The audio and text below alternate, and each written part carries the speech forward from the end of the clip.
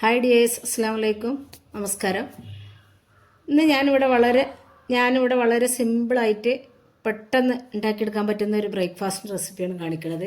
അത് നമ്മൾ അരി വെള്ളത്തിലിടാൻ, പച്ചരി കുതിർത്ത് വെക്കാൻ മറന്ന ദിവസങ്ങളിൽ, അതല്ലെങ്കിൽ നമ്മൾക്ക് പൊതുവേ ചില ഞായറാഴ്ച ഒക്കെ ആകുമ്പോൾ പൊതുവേ ഒരു മടിയൊക്കെ ഉള്ള ദിവസങ്ങളല്ലേ, കുട്ടികൾക്കൊക്കെ ലീവുള്ള ദിവസം. അപ്പോൾ അങ്ങനത്തെ ഒക്കെ ദിവസം ഉണ്ടാക്കാൻ പറ്റിയ ഒരു ബ്രേക്ക്ഫാസ്റ്റാണ് ഞാനിന്നിവിടെ കാണിക്കുന്നത്. അതിൻ്റെ കൂടെയൊക്കെ ഒരു ചട്ടിനി ഉണ്ട്. അതിന് വേണ്ടിയിട്ട് ഞാനിവിടെ ആദ്യം ഒരു മിക്സി ജാർ എടുത്ത് വെച്ചിട്ട് അതിലേക്ക് ഒരു കോഴിമുട്ട പൊട്ടിച്ച് വെച്ച് കൊടുക്കുകയാണ്. പിന്നെ അതിലേക്ക് അരക്കപ്പ് റവ, അത് വറുത്ത റവയും വറുക്കാത്ത റവയൊക്കെ എടുക്കട്ടെ. ഞാനിവിടെ വറുത്ത റവയാണ് എടുത്തിട്ടുള്ളത്. പിന്നെ അതിലേക്ക് 1/4 കപ്പ് അവിലാണ് എടുത്തിട്ടുള്ളത്. അതിൻ്റെ ശേഷം പിന്നെ 1/4 കപ്പ് നിറച്ച് തേങ്ങ ചിരവിയതാണ് എടുത്തിട്ടുള്ളത്. ഇനി അവിൽ കയ്യിലില്ലാന്നുണ്ടെങ്കിൽ 1/4 കപ്പ് ചോറ് ചേർത്ത് കൊടുത്താലും മതി. പിന്നെ പാകത്തിനുള്ള ഉപ്പിട്ട് കൊടുക്കുക. പിന്നെ ഇതിലേക്ക് 1 കപ്പ് വെള്ളമാണ് ഞാൻ ഒഴിച്ചു കൊടുക്കുന്നത്. 1/2 കപ്പ് റവ ആണല്ലോ എടുത്തിട്ടുള്ളത്. അപ്പോൾ റവ നല്ല കുതിരാൻ വേണം. അപ്പോൾ അതിന് കണക്കായി ഇതിപ്പോൾ ഞാൻ എടുത്ത വെള്ളം 1 കപ്പ് ആണുള്ളത്. 250-ൻ്റെ മെഷറിംഗ് കപ്പിന് 1 കപ്പ് വെള്ളമാണ്. അപ്പോൾ അത് വെച്ചിട്ടൊരു 5 മിനിറ്റോളം വെള്ളം ഒഴിച്ച് വെച്ചിട്ട് അങ്ങനെ ഒന്ന് 5 മിനിറ്റ് കഴിഞ്ഞതിന് ശേഷം ഒന്ന് കുതിർന്നതിന് ശേഷം അടിച്ചാൽ പെട്ടെന്ന് അവലും റവയൊക്കെ ഒന്ന് കുതിർന്നിട്ടുണ്ടാവും. അപ്പോൾ ഒന്നും കൂടി അടിച്ചെടുക്കാൻ സുഖമായിരിക്കും. പിന്നെ അത് ഞാൻ നല്ലതുപോലെ അടിച്ച് കൊണ്ടുവന്നിട്ടുണ്ട്. അപ്പോൾ ഞാനിപ്പോൾ ഇത് അടിച്ചിട്ട് ഈ രൂപത്തിലാണ് എനിക്ക് കിട്ടിയിട്ടുള്ളത്. കുറച്ച് വെള്ളം കൂടി, 1 സ്പൂൺ വെള്ളം കൂടിയൊക്കെ വേണമെങ്കിൽ ഒന്ന് ചേർത്ത് കൊടുക്കട്ടോ. അപ്പോൾ ഞാൻ വെള്ളമൊന്നും ചേർത്തിട്ടില്ല. അപ്പോൾ വേണ്ടവർക്ക് 1 സ്പൂൺ വെള്ളം കൂടിയൊക്കെ മിക്സി ഒക്കെ ഒന്ന് കഴുകിയിട്ട് ഒഴിച്ചു കൊടുക്കുക. ഇതിലേക്ക് വെള്ളം കൂടരുത്, 1 സ്പൂൺ എന്നാണ് ഞാൻ പറഞ്ഞത്. പിന്നെ ഇത് ഞാൻ കുറച്ച് നെയ്യ് എടുത്തിട്ട് നെയ്യിൽ ആണ് ഞാനിത് ഉണ്ടാക്കിയെടുക്കുന്നത്. ഇത് സൺഫ്ലവറിൽ വെളിച്ചെണ്ണയിലൊക്കെ ഉണ്ടാക്കിയെടുക്കുക. നെയ്യിലാകുമ്പോൾ ഒന്നും കൂടി ടേസ്റ്റ് ഉണ്ടാവും. അപ്പോൾ അതുകൊണ്ടാണ് ഞാൻ ഇത് നെയ്യിൽ ഉണ്ടാക്കിയെടുക്കുന്നത്. ഇതിഞ്ഞ് ഓയിൽ എന്തെങ്കിലും ഒഴിക്കുകയാണെന്നുണ്ടെങ്കിൽ ഇതിൽ കുറച്ചും കൂടി ഒഴിച്ചതിൻ്റെ ശേഷം പൊരിച്ചെടുക്കണമെങ്കിലും അങ്ങനെ എടുക്കട്ടോ.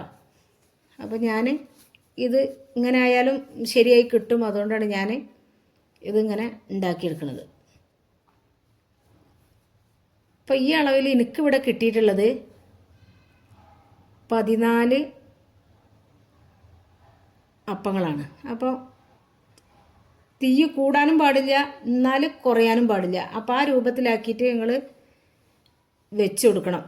ഹൈ ഫ്ലെയിമിലും പാടില്ല, എന്നാൽ സിമ്മിലതും പാടില്ല. അപ്പോൾ ഒരു മീഡിയത്തിൽ, നല്ല ചൂടായതിൻ്റെ ശേഷം മീഡിയത്തിലേക്ക് വെച്ച് കൊടുക്കുക. ചൂട് കൂടിക്കഴിഞ്ഞാൽ പെട്ടെന്ന് കരിഞ്ഞു പോകും, ഇത് റവ ആയതുകൊണ്ട്. അപ്പോൾ ഓരോരോ തവി ഇങ്ങനെ ഒഴിച്ച് കൊടുക്കുക. ഒഴിച്ച് കൊടുത്ത് ഒന്നും കിട്ടത് വലിയ സമയം നമുക്ക് കണ്ടാൽ മനസ്സിലാവുമല്ലോ. ഇന്ന് കൂടുതൽ പൊങ്ങിയിട്ട് ഇത് വരില്ല. പിന്നെ നമ്മൾ ഉണ്ണിയപ്പൊക്കെ എടുത്തിട്ട് നമ്മൾ ഇങ്ങോട്ട് എണ്ണ ഒഴിച്ച് കഴിഞ്ഞാൽ അങ്ങോട്ട് പൊള്ളി വരുമല്ലോ, അങ്ങനെ പൊങ്ങിയിട്ട് ഇത് വരില്ല. അപ്പോൾ ഇത് ഒന്നും ഇങ്ങോട്ട് അയിമം ചട്ടിയിൽ നിന്ന് വിട്ട് വരുന്ന സമയമാകുമ്പോൾ ഒരു 30-40 സെക്കൻഡൊക്കെ ആകുമ്പോൾ നേരെ തിരിച്ചിട്ട് കൊടുക്കുക. ഇപ്പോൾ തിരിച്ചിട്ട് കൊടുക്കുമ്പോൾ നിങ്ങൾക്ക് അതിൻ്റെ അടിഭാഗം കാണുമ്പോൾ മനസ്സിലാവും. പിന്നെ ഒന്നും ഇങ്ങോട്ട് തിരിച്ച് ഇട്ട് കൊടുക്കുമ്പോൾ ഇതാകണമെന്നുള്ളത് പെട്ടെന്ന് ആക്കിയിട്ട് തിരിച്ചിട്ട് കൊടുക്കണം. തിരിച്ചിട്ട് കൊടുക്കുമ്പോൾ അപ്പോൾ അതിൽ മാവുണ്ടാവും. മാവ് അങ്ങനെ ഉണ്ടെച്ചിട്ട് പ്രശ്നമൊന്നുമില്ല. ശരിക്കത് ഉള്ളൊക്കെ നല്ലതുപോലെ വെന്തിട്ട് തന്നെ കിട്ടും. നമ്മൾ ആ തിരിച്ചിടല്ലേ. അപ്പോൾ ഇതുപോലെ 1 സ്പൂൺ വെച്ചിട്ടോ അല്ലെങ്കിൽ ഒരു കോലെന്തെങ്കിലും വെച്ചിട്ട്, പപ്പടക്കോലെന്തെങ്കിലും വെച്ചിട്ട് തിരിച്ചിട്ട് കൊടുക്കുക. സ്പൂണാണ് ഏറ്റവും നല്ലത്. കുറച്ച് നീളമുള്ളൊരു സ്പൂണ് എടുത്താൽ കൈ ചൂടാവില്ല. എൻ്റെ കയ്യിൽ കിട്ടിയത് ഇതാണ്, അതുകൊണ്ടാണ് ഞാൻ അത് വെച്ചിട്ട് പെട്ടെന്ന് തിരിച്ചിടുന്നത്.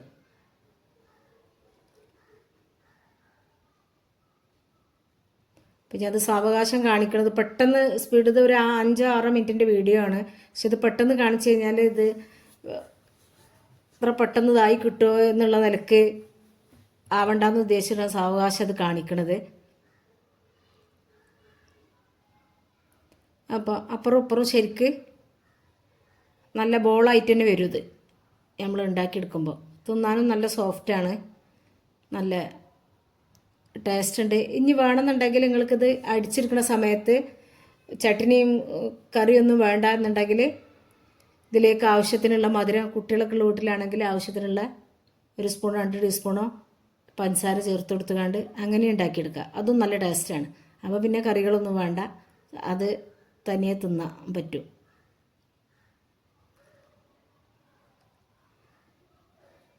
അപ്പോൾ ആദ്യത്തെ ആ ബാച്ച് ഞാൻ കൊണ്ട് ചുട്ടെടുത്ത് കഴിഞ്ഞതിന് ശേഷം പിന്നെ രണ്ടാമത്തത്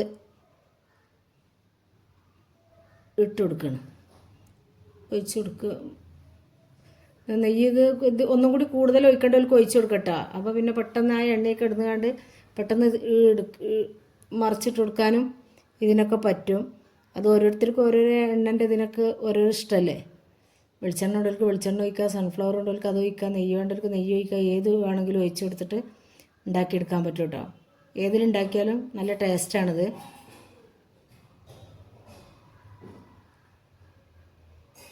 അപ്പം എനിക്കിത് കറക്റ്റ് 14 എണ്ണമാണ് കിട്ടിയിട്ടുള്ളത്. ഒരു ചട്ടിയിൽ 7 കുഴിയാണ് എനിക്കുള്ളത്. അപ്പോൾ എനിക്ക് ആ 14 കുഴിക്ക് കണക്കാക്കിയിട്ട്, അപ്പോൾ ഇനി ആരെങ്കിലും 1 കപ്പ് റവ എടുക്കുകയാണെന്നുണ്ടെങ്കിൽ 2 മുട്ട ഒഴിച്ച് കൊടുക്കണം. അതേപോലെ 1/2 കപ്പ് അവിൽ, 1/2 കപ്പ് പിന്നെ തേങ്ങ ഒക്കെ ചേർത്ത് കൊടുക്കണേ. അതേപോലെ റവ എടുക്കണതിൻ്റെ ഡബിൾ വെള്ളം ആണ് ഒഴിച്ച് കൊടുക്കേണ്ടത്.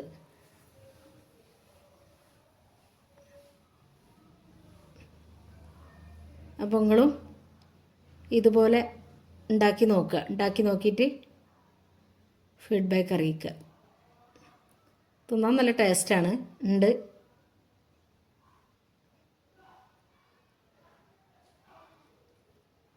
പിന്നെ ഇതിൻ്റെ കൂടെ ഞാൻ ഒരു ചട്നി ഉണ്ടാക്കിയെടുക്കുന്നുണ്ട്. അത് തക്കാളി ചൂടാക്കിയിട്ട് തൊലിയൊക്കെ പൊളിച്ചിട്ട് ഉള്ളതാണ്. അപ്പോൾ ഞാൻ ഉണക്കമുളകും ചുവന്നുള്ളിയും കുറച്ച് വെളിച്ചെണ്ണ ഒഴിച്ച് അതിലിട്ട് ചൂടാക്കി അതിലേക്കായി ഞാൻ അതിൽ കാണിച്ചിട്ടില്ല.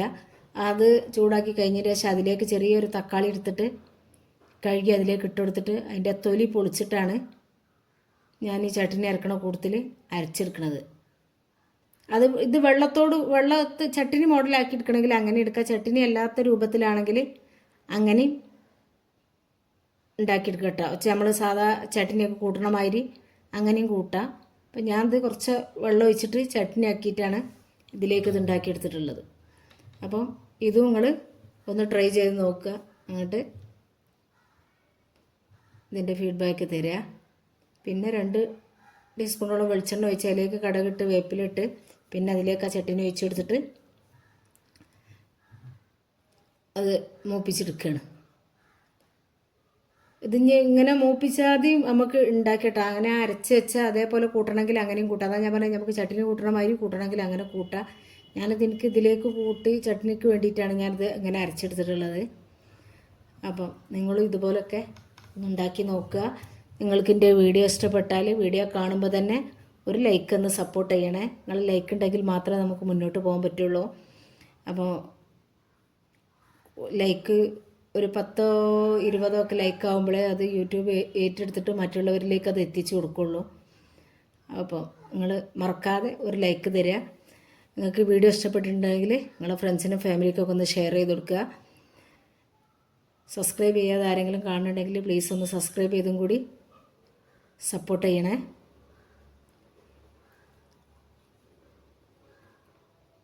ഇത് മടിയൊക്കെ ഉള്ള ദിവസങ്ങളിൽ ഞാൻ രാവിലെ ഒരു ദിവസം ഇങ്ങനെ വന്നു കണ്ട് എന്താണ് ഉണ്ടാക്കേണ്ടത്, എന്തുണ്ടാക്കും ഇപ്പോൾ കടിയെന്ന് ഇങ്ങനെ ആലോചിച്ച് നോക്കുമ്പോൾ എനിക്കിങ്ങനെ തോന്നിയൊരു ഐഡിയയിൽ വെച്ചിട്ട് ഞാനങ്ങോട്ട് ഉണ്ടാക്കി നോക്കിയതാണ്. ശരിയാവോ ഇല്ലേ എന്നുള്ളതൊക്കെ മനസ്സിൽ കരുതിയിട്ട് ഒന്നുകിൽ ഫ്ലോപ്പ് ആവും, അല്ലാന്നുണ്ടെങ്കിൽ ശരിയാവും എന്ന് ഉദ്ദേശിച്ചിട്ട്.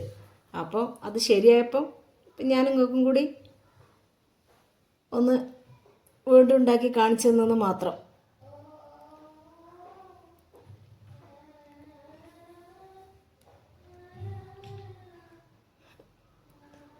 എൻ്റെ മോൾ അപ്പുറത്തുനിന്ന് മൂളിപ്പാട്ട് പാടുകയാണ്. അപ്പോൾ ഇത്രയൊക്കെ തന്നെ എൻ്റെ വീഡിയോ ഉള്ളൂ. നിങ്ങൾക്ക് ഇഷ്ടപ്പെടുന്നു വിചാരിക്കണം. ഇഷ്ടപ്പെട്ടാൽ ലൈക്ക് തന്നേക്കാൻ മറക്കരുത് കേട്ടോ മക്കളെ. ഓക്കെ, അസ്സലാമു അലൈക്കും.